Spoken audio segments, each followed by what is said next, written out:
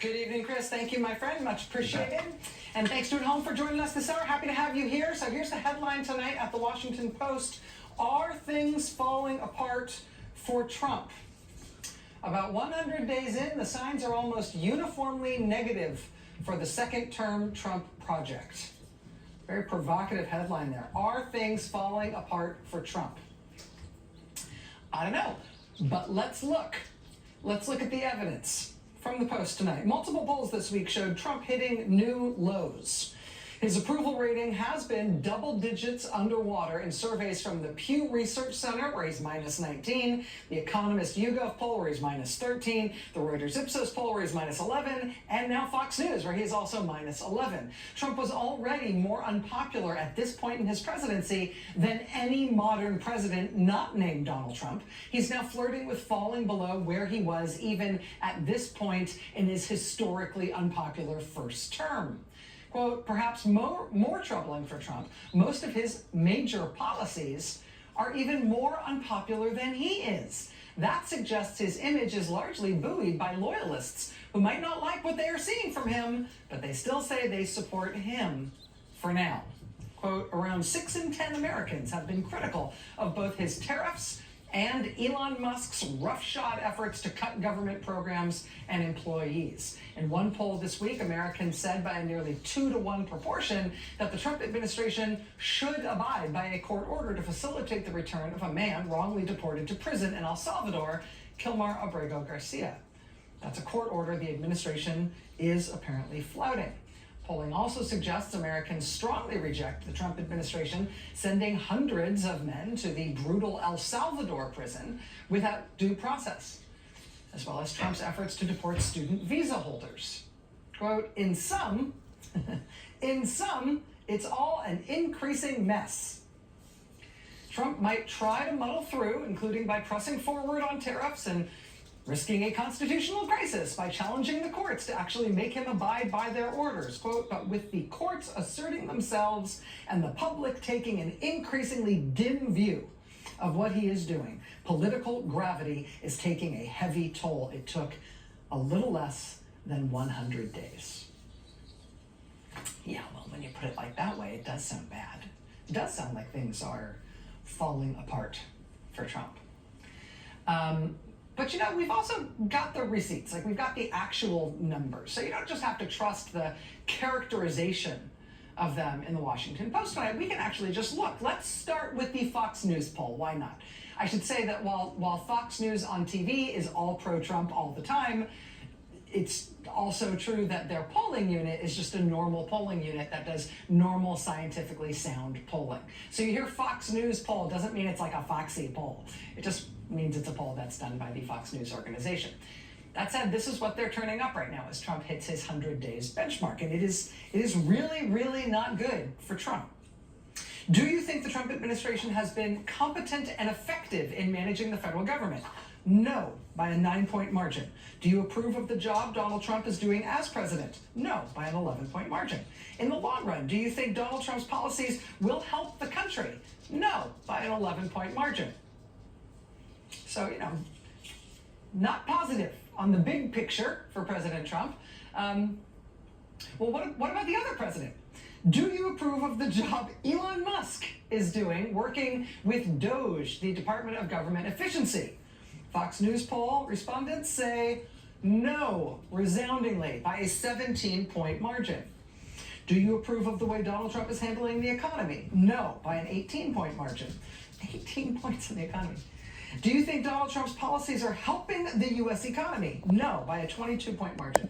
Do you think imposing tariffs on products imported from other countries helps the U.S. economy? No, by a 23-point margin. Do you approve of the way Trump is handling tariffs? No, 25-point margin. Do you approve of the way Trump is handling inflation? No, 26-point margin. Oh, and here's a really good one. This is, again, the Fox News poll. If President Trump thinks the Supreme Court is overstepping its constitutional authority, can he ignore the court? No, by a 49-point margin. So that's the Fox News poll. Obviously, that's all terrible news for Trump. The others are worse. Here's the Economist YouGov poll. They polled on a bunch of policy policy issues, asking people not just how they feel about how Trump is handling himself generally, but how he's doing on basically every issue area of policy. And the answer to every single one of those questions was basically the same answer. I mean, look, I'll just show you what I mean. Do you approve of Trump's handling of jobs and the economy? No, by a 12-point margin. Do you approve of Trump's handling of trade? No, 16-point margin. Do you approve of his handling of inflation? No. Do you approve of his handling of immigration? No. Do you approve of Trump's handling of foreign policy? No. National security? No. Education? No. Crime? How about crime? No, not crime either. Do you believe Donald Trump should bring Kilmer Abrego Garcia back to the United States? Yes. Yes, Americans say Trump should bring Mr. Abrego Garcia back to the U.S., and they say so emphatically by a 22-point margin. Quote, since President Trump took office again this year, have his actions on the economy helped or hurt the United States? Hurt by a 33-point margin.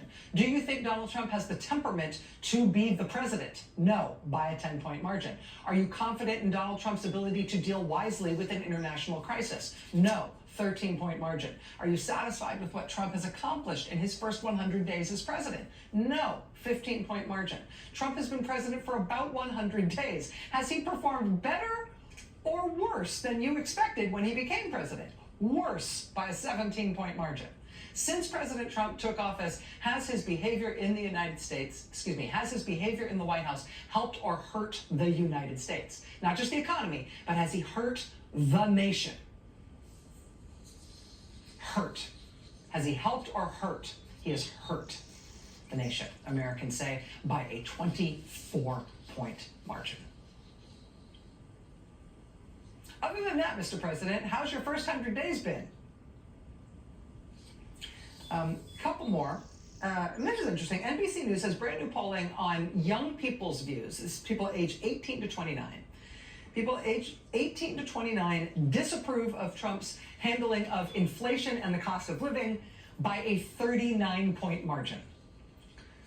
People aged 18 to 29 disapprove of Trump deporting people for participating in protests about Israel's actions in Gaza. They disapprove of that by a 52-point margin. And look at this. Should people in the U.S. who hold student visas, work visas, and green cards be given due process protections when facing criminal or civil charges? Should they get due process protections? 92% say yes. 92%. I don't know, maybe they might be overestimating the appeal of performatively cruel, tyrannical secret police snatch and grabs off American streets. Yeah, funny, they thought Americans would love that. Turns out Americans do not love that. Okay, one more. This is the Pew poll. And this one's put together a little different than the others in terms of the type of questions they're asking. And you'll see what I mean when I give you these questions. But again, I'll tell you the bottom line here, the answers for Trump are all the same as those ones that I just read. None of it is good for him. Just look at this. This is the Pew poll. When it comes to cuts the Trump administration is making to federal departments and agencies, would you say that the Trump administration's approach will save Americans money in the long run? No. No, by a 7-point margin. Do you approve of the Trump administration's actions to end diversity, equity, and inclusion policies in the federal government? No, by a 9-point margin. Do you approve of the cuts the administration is making to federal departments and agencies? No, by an 11-point margin. When it comes to cuts the Trump administration is making to federal departments and agencies, do you think the administration's approach will make the government run better? No, by a 15-point margin. Okay, so this is all very bad, right? Well, how about this Trump signature issue, right? The big splash he wants to make, the thing he wants to be known for, the thing he says is the most beautiful word in the English language, the thing he celebrated with something he called Liberation Day. How do we feel about that? Because that's where Donald Trump thinks he's best positioned with the American public. Do you approve of the Trump administration substantially increasing tariffs on goods imported from most countries that trade with the United States? Do you approve of Trump's tariffs? No, by a 20-point margin. He does in the Pew poll get one big yes, though, a really big one. The question is, if the U.S. Supreme Court rules that a Trump administration action is illegal, do you think the Trump administration has to follow the court's ruling and stop that action? Americans say yes, by a 79-point margin. So yeah, what was the headline in the Post tonight again? Are things falling apart for Trump? Yep. Yep. On every front.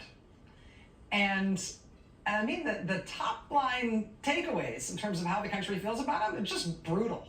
I mean, in that Pew poll, his overall approval disapproval number is -19. He is 19 points underwater while he is still in his first 100 days in office. He is 19 points underwater in terms of overall approval versus disapproval. That's crazy. This is the headline Pew put on its article presenting the results of its poll, which makes it seem like even they were a little shocked. Quote, Trump's job rating drops. Key policies draw majority disapproval as he nears 100 days. Outlets like CNBC are pulling results from that poll to show not just how bad things are for Trump right now as he approaches 100 days, but also how quickly he is dropping over time. Quote, Americans' confidence in President Donald Trump's ability to manage the U.S. economy has plummeted since he has regained the White House. According to a new Reuters Ipsos survey, just 37% of Americans approve of Trump's handling of the economy. That's a rating lower than at any point during his first term in office. A new Pew Research Center survey also found that less than half of U.S. adults, 45%, have confidence in Trump's ability to make good decisions about the economy. That represents a 14-point drop from the same poll in November of last year. And again, that's whether people have confidence in Trump's ability to make good decisions about the economy. He's well below 50%, he's at 45%, but that's a 14-point drop just from November. CNBC, quote, those polls follow a CNBC All-America Economic Survey released earlier this week, which also registered Trump's lowest economic approval ratings of his entire White House career. Ta-da! He is tanking. He is tanking on the stuff he wants to be known for and on everything else. And he is tanking in general, and he is tanking in the specific. And the most radical stuff he has been floating, hinting that he might potentially do, right, is the most radically unpopular stuff that they are polling. I mean, what was that last result we put up from the Pew poll? Who put up that last? Yes. Can Trump defy a Supreme Court ruling? 88% of the country says no, he cannot defy a Supreme Court ruling. Only 9% say yes, he can. And you know, it's not the same thing, but I should mention that 9% is also 9%. 9% is also the proportion of Americans who told YouGov this week that they have a favorable view of the Black Plague. So that's the demographic we're working with here. 9% in favor of what Trump keeps hinting at, right? That he'll defy the courts and just become a full-on dictator. 9% also in favor of the Black Plague, which killed 50% of the population of Europe. 9% of Americans think that's good. You know, and of course, there's no reason to think those are the same 9% of people, but you do kind of wonder, don't you? Things are going very, very dramatically south for Trump with the American public in truly overwhelming numbers and over the widest possible breadth of issues. And, you know, correlation is not causation, but that is happening at the same time that things are going south for Trump in terms of him just being stopped when he's trying to do stuff. Americans of various stripes and in various positions associated with various institutions just stopping him from doing what he's trying to get away with. This week, for example, Trump has been blocked by 2 more judges, one in Colorado, one in New York, both prohibiting him from using the Alien Enemies Act from the fricking 1700s to try to disappear any more people without giving them the opportunity to contest what he's calling them and what he's doing to them. In New York, a federal district court judge extended his earlier order blocking Trump on this issue. He said in his ruling this week, quote, "This is not the Inquisition. It is not medieval times. This is the United States of America." Now, speaking of the Black Death, Now, yet another federal judge has ordered Trump to return to the United States, yet another man who Trump sent to that prison in El Salvador. Everybody in the country has now been following closely this case of Kilmar Abrego Garcia. The administration is still trying to dodge and delay its response to the Supreme Court's directive that Mr. Abrego Garcia needs to be returned to the United States. But now there's another man. Now a Maryland federal judge has ordered that Trump must return yet another young man who he sent to El Salvador, a man identified only by the name Christian in court proceedings. Simultaneously, Frederica Wilson is the latest Democratic member of Congress to show up bodily at one of these black hole sites where Trump has been shipping people. We spoke earlier this week on this program with Congressman Troy Carter, who led a delegation of U.S. members of Congress and one senator down to the 2 Trump administration immigration prisons in Louisiana. Now Frederica Wilson, the Democratic congresswoman from Florida, has gone to another one of these facilities, one in South Florida, that's the so-called Chrome immigration prison in Miami. And it's important that she is there. Part of not disappearing people is making sure that the places people are taken to stay on the map and get high-profile visitors and oversight and press attention, and Democratic members of Congress, including Frederica Wilson today, are starting now to make that happen. Trump lost in court again this week on his transgender military ban. He's now asking the United States Supreme Court to take it up. Trump lost in court this week on denying passports to transgender people as well. Trump lost in court this week on trying to shut down the Voice of America media service. Trump lost in court this week on his bizarre executive order trying to mount a federal takeover of elections. This is, you might remember this is where he said he wanted to hand over all state voter rolls to his top campaign donor, Elon Musk. Because yeah, what could possibly go wrong with that? That was blocked today in court. Trump lost today in court as well on denying so-called sanctuary cities and counties federal funds. Trump lost in court today on trying to impose ideological anti-diversity punishments on American school districts. And to add insult to injury, Trump also today got to enjoy the spectacle of the Republican governor of North Dakota vetoing a Trump-inspired North Dakota book ban that would have sentenced librarians in North Dakota to prison terms for violating that ban. He vetoed it. Republicans in the state legislature passed it, but he vetoed it. That's too far, even for the Republican governor of North Dakota, who can probably read a poll. Yeah, that's how it's going over with the Republican governor of North Dakota. How do you think it's going over with the American public that they're trying to pull this book ban stuff at places like the U.S. Naval Academy in Annapolis? This was St. Augustine, Florida. Yesterday, people protesting against Trump's cuts to the national parks. Protect our national parks. We love our national park rangers. Protect our public lands.